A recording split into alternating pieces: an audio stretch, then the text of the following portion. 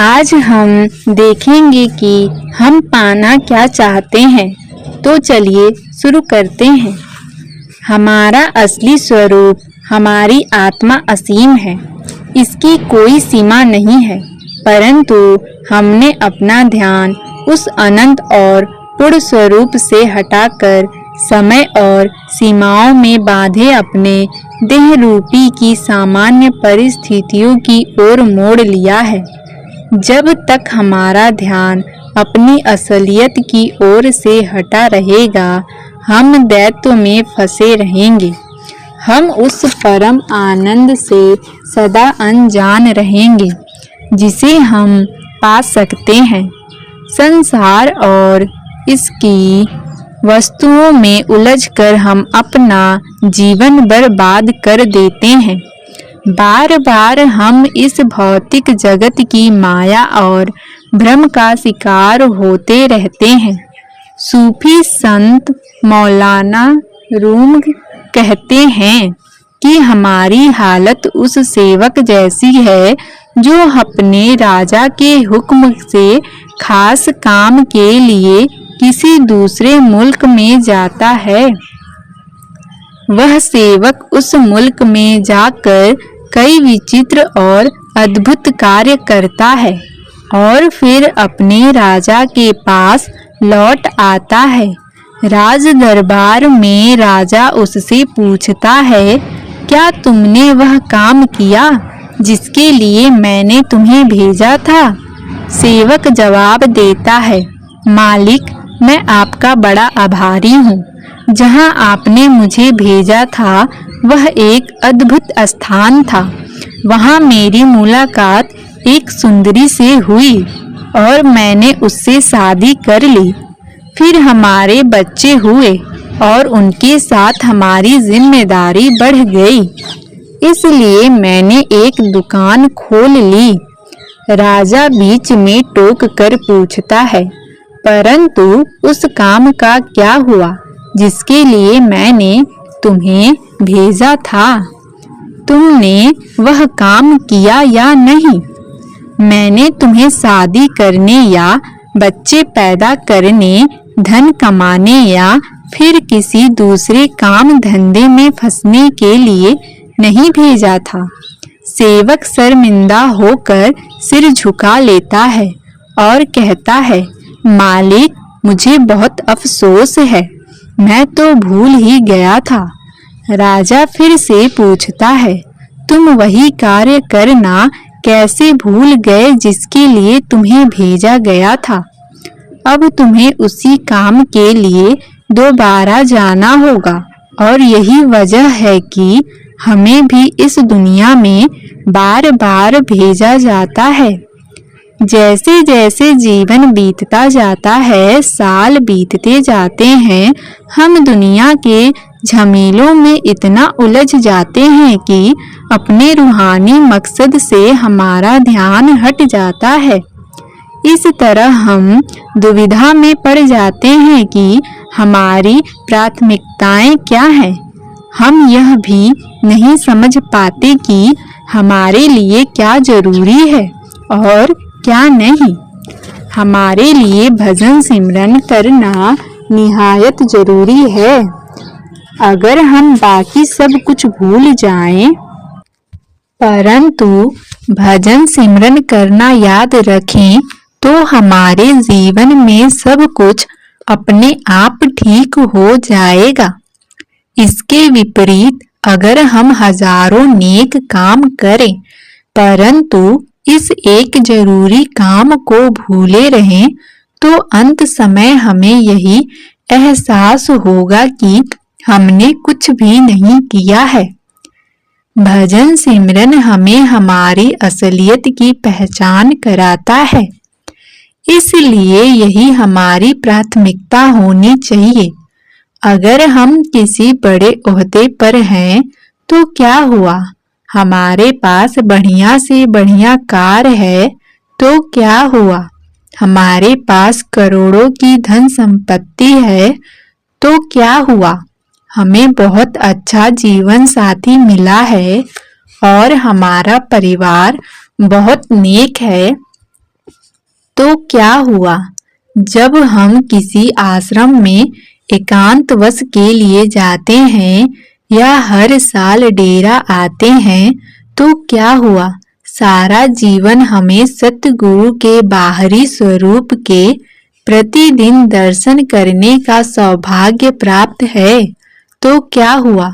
नामदान मिल जाने के पश्चात भी इनमें से किसी भी साधन द्वारा हम अपने सच्चे स्वरूप की पहचान नहीं कर सकते।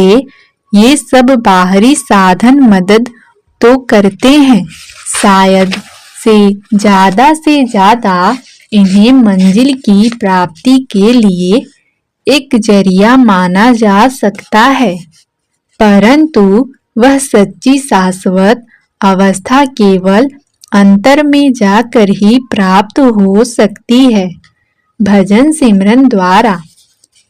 हमारे जीने के ढंग से ही हमारी प्राथमिकताओं का पता चलता है। हमारे कार्य हमारे शब्दों से अधिक प्रभावशाली होते हैं, क्योंकि हम जो भी करते हैं अपनी प्राथमिकताओं को ध्यान में रख कर ही करते हैं। हम कब जागते हैं, क्या खाते हैं, क्या सोचते हैं, क्या करते हैं और किन किन बातों से परहेज करते हैं, ये सब हमारी प्राथमिकताओं पर निर्भर करता है। हम अपने कार्यों द्वारा ही अपनी मुख्य प्राथमिकता निश्चित करते हैं और वही हमारे जीवन में हमारा सबसे अधिक महत्वपूर्ण लक्ष्य बन जाता है। अगर हम किसी मौज मस्ती करने वाले समाज से प्रभावित हो जाते हैं तो हमारा जीवन उथला और बनावटी हो जाएगा। परिणाम यह होगा कि हमारी उथली जरूरतें ही हमारी प्राथमिकताओं को निर्धारित करेगी। आज के व्यापार प्रधान संसार में एक ऐसे समाज का उदय हुआ है जो हर चीज को बेचना चाहता है, जो व्यक्ति को भी मात्र उपभोक्ता मानकर चलता है। हमारी पसंद और नापसंद, हमारे सुख दुख ऐसे ही समाज पर निर्भर है। ऐसे स्थिति में हमें मशीनों की ही तरह केवल भौतिक प्राथमिकताओं से जुड़ गए हैं और जीवन के रूहानी पहलू से हमारा संपर्क पूरी तरह टूट रहा है। हम चाहे माने या ना माने या इस पर विचार तक भी न करें, लेकिन अपने कार्यों के द्वारा क्या हम यह नहीं दर्शाते कि दुनियावी धन दौलत को पाना अथवा उसकी देखभाल करना ही हमारे जीवन की एकमात्र अभिलाषा है? क्या हम कभी कभी यह नहीं सोचते कि अगर हमें अमुक कार मिल जाए, कंप्यूटर मिल जाए, नौकरी या मकान मिल जाए तो हम हमेशा के लिए सुखी हो जाएंगे और हमारे जीवन में सभी अभाव समाप्त हो जाएंगे? सच तो यह है और हम जानते भी हैं कि इन पदार्थों को प्राप्त कर लेने के बाद एक दिन ऐसा आता है कि हमें लगता है कि इन वस्तुओं को प्राप्त करके भी हम संतुष्ट नहीं हैं। हर किसी को जिंदगी में कभी न कभी यह एहसास जरूर होता है कि दुनियावी साजो समाज की प्राप्ति को अपनी प्राथमिकता बनाने का नतीजा निराशा, चिंता और असंतोष हो जाता है, चाहे वे सभी चीजें हमारी कामनाओं की पूर्ति क्यों न कर रही हो। अगर हम अपने आसपास नजर डालें तो हमें पता चलेगा कि सुख शांति या संतुष्ट का दौलत या अमीरी गरीबी से कोई संबंध नहीं। हम सब जानते हैं कि बहुत से ऐसे लोग हैं जिनके पास अपार धन है पर वे दुखी हैं, और ऐसे लोग भी हैं जो गरीब हैं पर सुखी हैं। इसके विपरीत ऐसे अमीर लोग भी हैं जो सुखी हैं और ऐसे गरीब भी हैं जो दुखी हैं बजाय धन दौलत के। क्या हमारी संतुष्टि का दर्जा और जीवन में हमारा नजरिया ज्यादा मायने नहीं रखता? अगर हम यह सोचते हैं कि धन दौलत ही जीवन की समस्याओं का एकमात्र समाधान है, तो हम अपनी रूहानी जिंदगी और शायद अपनी सेहत, अपने उसूलों और अपने परिवार तक की कुर्बानी देकर केवल पैसे के लिए काम करते करते मर जाएंगे, चाहे हमारे पास कितनी भी चीजें क्यों ना हो जाए। किसी चीज की भी कमी ना हो तो भी इनसे मन की शांति प्राप्त नहीं होती। परमार्थ के मार्ग पर चलने वाले साधक होने के नाते हमारे लिए यह समझ लेना जरूरी है कि जो कुछ हमें शब्द परमात्मा ने बख्शा है और जिन हालत में उसने हमें रखा है, जिंदगी के मकसद को पूरा करने के लिए हमें इतने की ही जरूरत है। असल में समझदार व्यक्ति वही है जो मालिक की रजा में रहकर सदा संतुष्ट रहता है। कोई भी इच्छा न होने के कारण वह सदा प्रसन्न और शांत रहता है। एक सुखी और संतुष्ट जीवन जीने का राज यही है कि हम रजा में रहें और मन में कोई इच्छा न रखें। प्रभु की रजा में राजी और संतुष्ट रहना सतगुरुओं के उपदेश का एक मूल सिद्धांत है।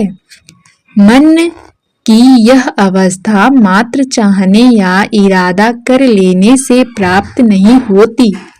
लगातार भजन सिमरन करते हुए जब मन शांत हो जाता है तो सहज ही यह अवस्था प्राप्त हो जाती है।